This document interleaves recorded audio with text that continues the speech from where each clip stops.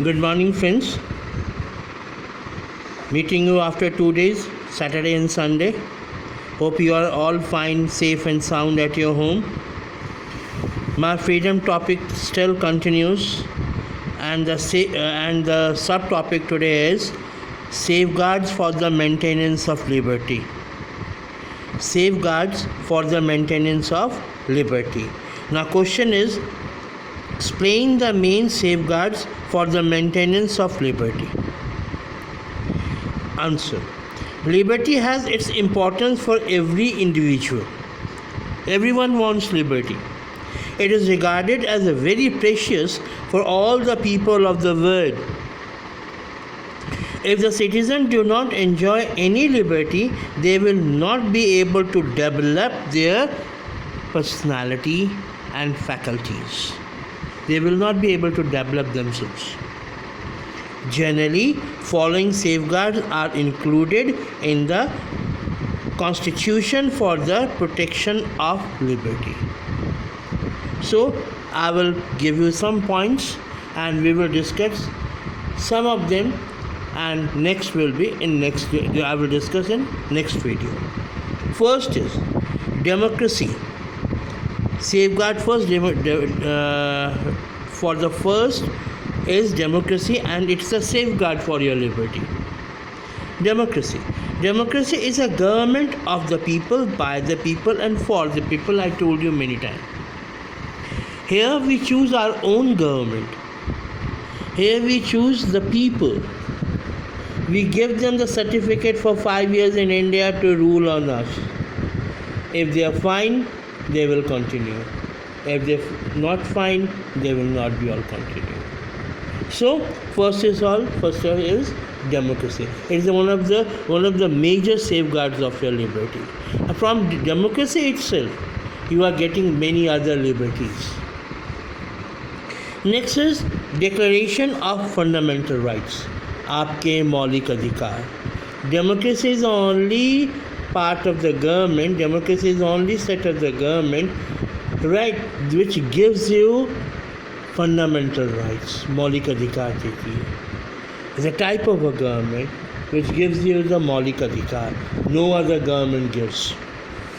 Another safeguard that is adopted is to include a Bill of Fundamental Rights in the Constitution. According to this Bill of Rights, the citizens are granted the enjoyment of their rights. You can enjoy your rights. You have all 6 fundamental rights. Main is your rights of expression.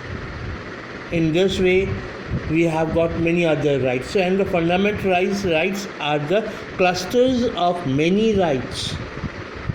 So, free from all interference. Your fundamental rights are free from any type of interference. Moreover, the government cannot violate the rights so easily. Government cannot violate your right. Once they give you fundamental right, they cannot violate it. This way, liberty is safeguarding by the Constitution. हमारा Constitution आपकी liberty को safeguard करता है. And judiciary. And if you think that your liberty has not been granted by the state or by the country, you can go to the court. And let me tell you one thing, our judiciary is absolutely independent, without any type of prejudices, without any type of pressure. Right? It is working without any pressure, and our judiciary is absolutely free. Now, next topic. Here we are, independent judicial system. I want to tell you one thing. Our Rashtrapati, our president, gives the yes to the judge of the Supreme Court. Any type of judge. Maybe lower court, maybe higher court, maybe Supreme Court. But he cannot terminate the services of judges. He can appoint them, but he cannot terminate them. right? So there should be an independent, impartial, and honest judiciary.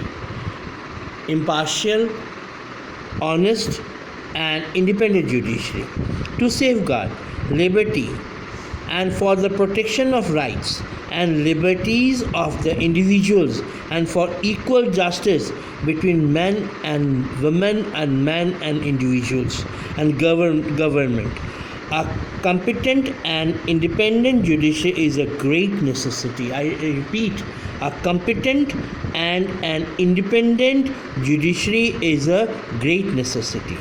Then we have got the rule of law.